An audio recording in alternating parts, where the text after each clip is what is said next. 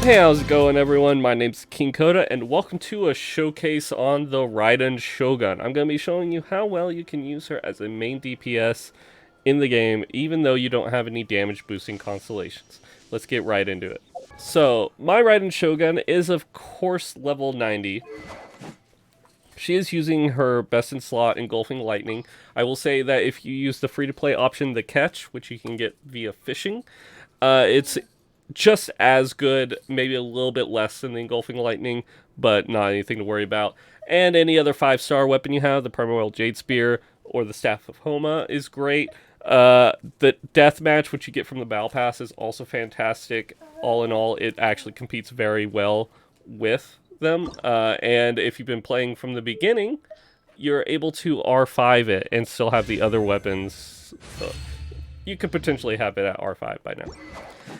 So let's get more into her kit. My Raiden Shogun is, of course, running a 4-piece of the Emblem of Severed Fate. Not her best in slot artifacts, though, because I've yet to get a single attack percent goblet to drop. So instead, I'm rocking this electro damage goblet. Now, it's still a really good goblet, though, for her, with that 12% crit damage and 23% energy recharge. Honestly, still tempted to just leave this on her as it is. She has this attack percent Sands with 13% crit damage, the only notable part of the entire Sands. For feathers, she has an okay feather with the 12% crit damage at 1000 HP, but we're not going to worry about that. For flowers, she's rocking this flower that gives her a whopping 21% crit damage and 3% crit rate and 9% HP. And then she's rocking just the only crit rate headpiece that I've had drop. Again, it's not anything amazing, just using it for the sake of the showcase. So that is her, bringing her attributes right now to 43 and 109. Not an amazing ratio, but a usable one, because she especially is great with that 230% energy recharge, which gives her a 98.8% electro damage bonus. This goes up to 100% when she pops her ult as well. She is at C1, however, this constellation does not boost her ultimate. It just allows for more diverse team compositions, allowing you to get the maximum amount of resolve for her. Not a damage boost, but a team boost. And then she's running to 5'9". The only one that really matters is her ultimate, and it matters so much that I'm going to be crowning this as soon as I am able. Also on this team, we are running with the Electro Traveler, Bennett, and Kazuha.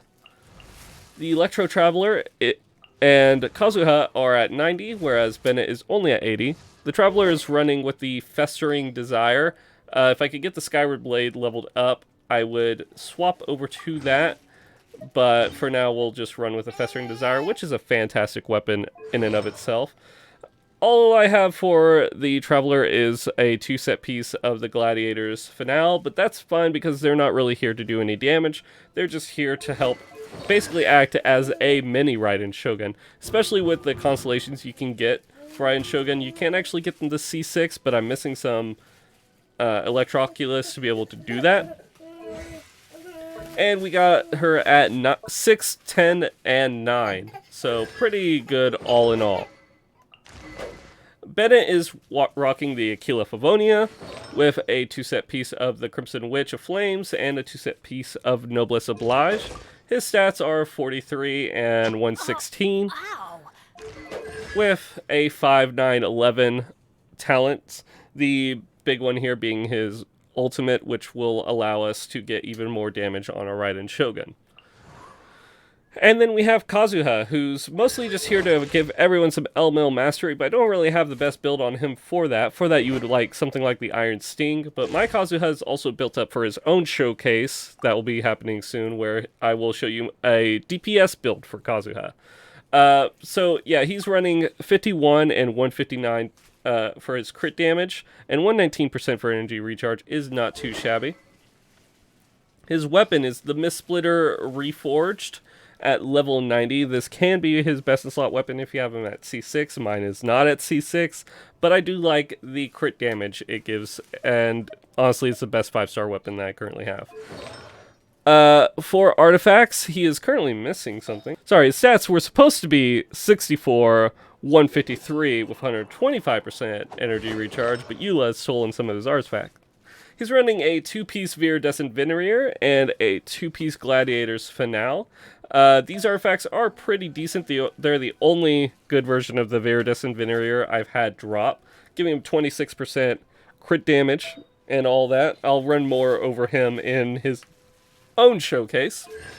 He is at C0 with a 6, 7, 8 talents. Now let's go show the Raiden Shogun in action.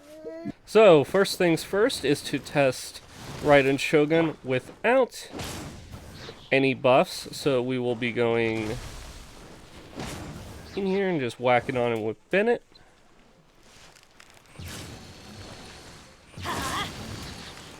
And then we'll go Raiden Shogun with no resolve, no nothing. You shall perish.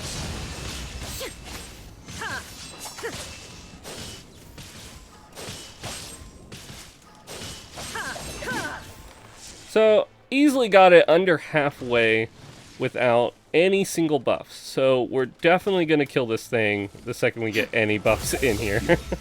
So ordinarily, whenever you play Raiden Shogun, you would pop her E before you swap to everyone else and use their ultimates. But for the sake of keeping this thing alive, I'm gonna not do that and do it this way. One with wind and cloud. Everybody stand back. And now I pop my E. Torn to oblivion.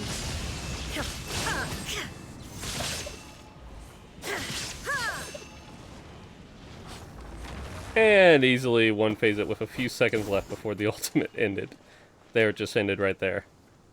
So, yeah, we destroyed that. Let's go destroy something else. I'm expecting Baal to be another easy one-phase. Again, I'm doing this in the wrong order, simply because I want to make sure Baal's the one that gets the kill. Alright, this time I'm going to go in with the combo properly.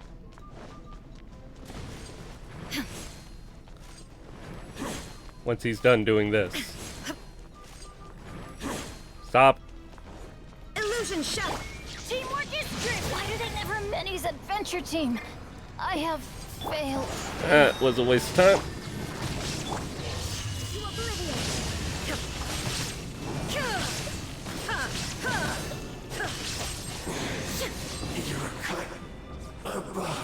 Now we go with the proper combo.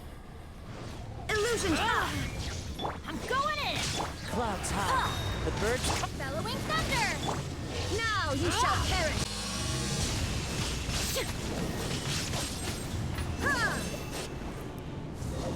To teleport out. There is no.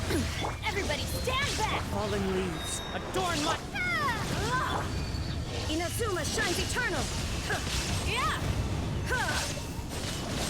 Embrace it. I never asked for redemption. Never. We're gonna come down here and fight my favorite punching bag, but as I just recently learned, you can actually fight a much tougher version of him from the one I used in my Ningguang showcase by setting your time to midnight. Or as close to midnight, I guess you can get. Let me try my blade. Illusion shattered. Teamwork is dreamwork. One with wind and cloud. Bellowing thunder. Torn to oblivion.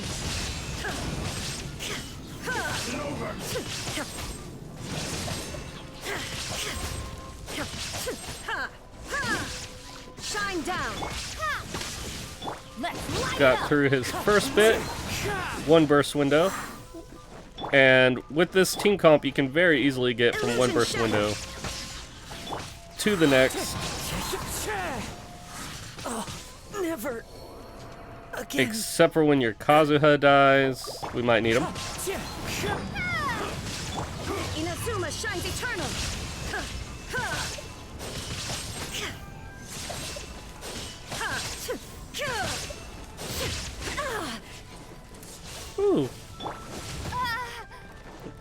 is indeed a lot stronger Light it up. than normal.